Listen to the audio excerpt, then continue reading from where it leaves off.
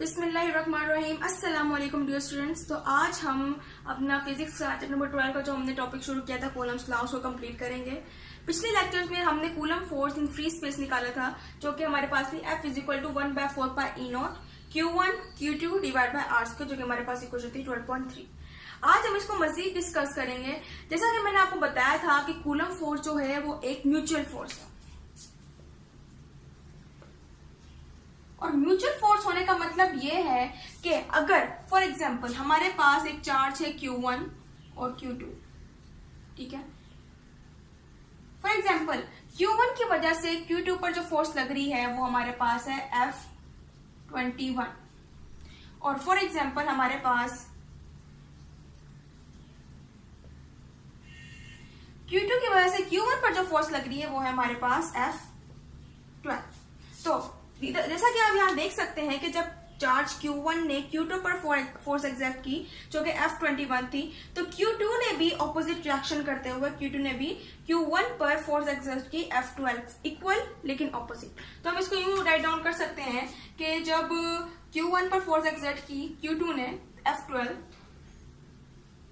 इसी तरह फिर Q1 ने भी Q2 पर फोर्स एग्जर्ट की F21, लेकिन इसने ऑपोजिटली यानी कि ऑपोजिटली रिस्पॉन्स किया था, रिएक्ट किया था, इसलिए हम इसको नेगेटिव में शो करेंगे, ठीक है। अब जैसा कि हमने 11 में भी पढ़ा था, चैप्टर नंबर 2 में वेक्टर्स के बारे में स्टडी किया था, तो इधर आपको F नजर आ रहा होगा जो कि फोर्स है, और फोर्स एक वेक्टर है, और वेक्टर की हमेशा एक डायरेक्शन होती है, और उसको रिप्रेजेंट करने के लिए हमने उस चैप्टर में यूज किए थे यूनिट वेक्टर्स को। यूनिट वेक्टर्स हमारे पास ऐसे वेक्टर होते हैं जिसकी वैल्यू हमेशा 1 होती है, ठीक है, उसकी वैल्यू हमेशा 1 होती है। हमने एक्स एक्सिस पर हमने कंसिडर किया था I यूनिट वेक्टर, y पर j यूनिट वेक्टर, और हमने जो z पे किया था एक्सिस पर वो था हमारे पास k यूनिट वेक्टर। इसी तरह हम यहाँ पर फोर्स की डायरेक्शन को भी रिप्रेजेंट करने के लिए यूनिट वेक्टर यूज करेंगे which is r। For example Q1 ने Q2 पर जो फोर्स एग्जर्ट की थी वो F21 थी, और इसकी डायरेक्शन को हम शो कर देते हैं जी यूनिट वेक्टर R21। इसी तरह जब Q2 ने Q1 पर फोर्स एग्जर्ट की F12, तो इसकी हम डायरेक्शन शो कर देते हैं R12 यूनिट वेक्टर, ठीक है।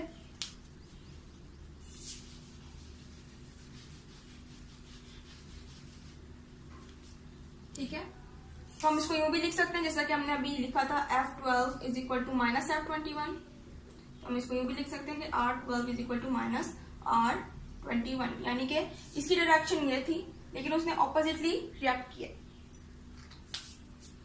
अगर अब इसको हम फ्री स्पेस में डिनोट करना चाहिए, यानी कि जब हमने फोर्स 12 और फोर्स 21 को निकाला है और यूनिट वेक्टर को भी निकाले, डायरेक्शन को भी, और अब हम क्या करते हैं कि इस 12.3 में इसको पुट करते हैं।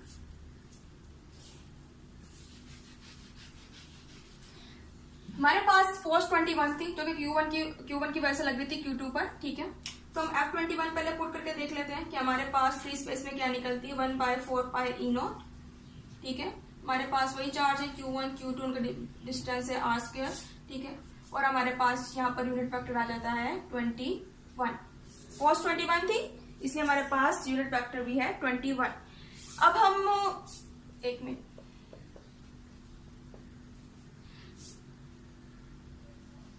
इसी तरह अब हम क्या करते हैं F12 जो कि हमने फोर्स देखी थी, फोर्स 12 जो लग रही थी Q2 की वजह से Q1 पर फोर्स 12 लग रही थी, उसी तरह हमने उसकी डायरेक्शन को भी शो किया था यूनिट वेक्टर R12 से, ठीक है।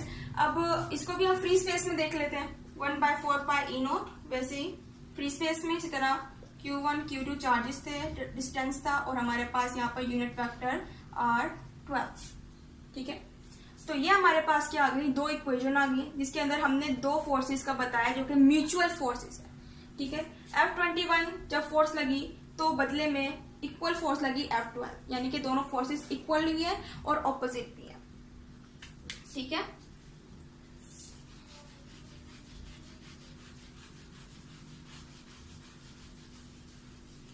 अब जिस तरह हमने पहले यूं लिखा था कि हमारे पास F12 फोर्स जो थी Q2 की वजह से Q1 पे लग रही थी, और ऑपोजिट में Q1 Q2 पर ऑपोजिट फोर्स लगाया था F21, तो हम ये भी कह सकते हैं कि अगर फॉर एग्जांपल Q1 जो है वो Q2 पर फोर्स लगा रहा है F21, तो Q2 की वजह से Q1 पर जो फोर्स लग रही है वो भी क्या है F12, लेकिन बट इन ऑपोजिट डायरेक्शन।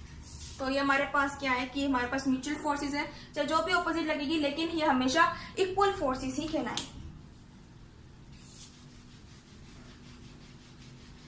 अगर अब हम बात करते हैं इसकी मीडियम की, कि जैसा कि मैंने आपको बताया था कि मीडियम जो है और सिस्टम ऑफ यूनिट जो है ये बहुत बड़ा रोल प्ले करता है अगर हम उसको कंसिडर करें तो।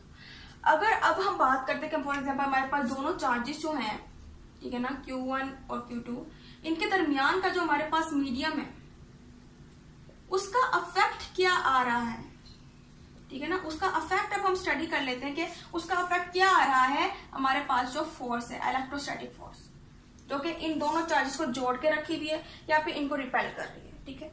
अब फॉर एग्जांपल हम कहते हैं मीडियम हमारे पास जो है वो है एक इंसुलेटर है, ठीक है।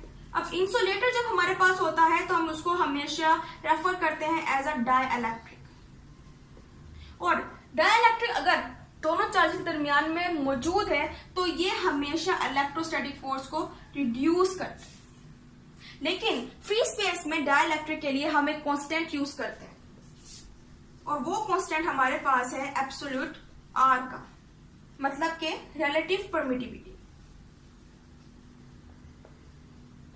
हम इसे कहते हैं रिलेटिव परमिटिविटी, और इसको डिनोट करते हैं एज एब्सोल्यूट आर, ठीक है। तो अगर हम इस फ्री स्पेस में रिलेटिव परमिटिविटी को अगर हम डिनोट करें, कंसीडर करें, तो हमारे पास फ्री स्पेस में जो कूलम्ब्स फोर्स है उसको हम दोबारा से निकाल सकते हैं, यानी कि हमारे पास एक और इक्वेशन बन सकती है for the presence of dielectric in the medium between two charges. तो अब हम इसको यूं भी लिख सकते हैं कि हमारे पास फोर्स थी फ्री स्पेस में, लेकिन उसके अंदर हमारे पास जो डाइइलेक्ट्रिक था उसके लिए हमने कांस्टेंट यूज कर लिया रिलेटिव परमिटिविटी का, और हमारे पास दोनों चार्जेस थे उनके दरमियान का मीडियम था और डिस्टेंस उनका आर था। तो ये हमारे पास जो है ये पूरी इक्वेशन निकल आई है, ठीक है, जिसके अंदर हमारे पास हम फ्री स्पेस को भी जाहिर कर रहे हैं और मीडियम में जो डाइइलेक्ट्रिक है उसके लिए भी हमने कांस्टेंट यूज कर लिया, दो चार्जेस हैं और हमारे पास उसका डिस्टेंस जो है वो आर स्क्वायर, और हमारे पास पूरी की पूरी फोर्स निकल आई है, यानी कि फोर्स जो है टोटली इन पर डिपेंडेंट है, ठीक है। तो ये था आज का हमारा लेक्चर, उम्मीद है आपको लेक्चर पसंद आया होगा। इंशाल्लाह अगले लेक्चर में हम इसके न्यूमेरिकल्स को स्टडी करेंगे। तो अल्लाह हाफिज।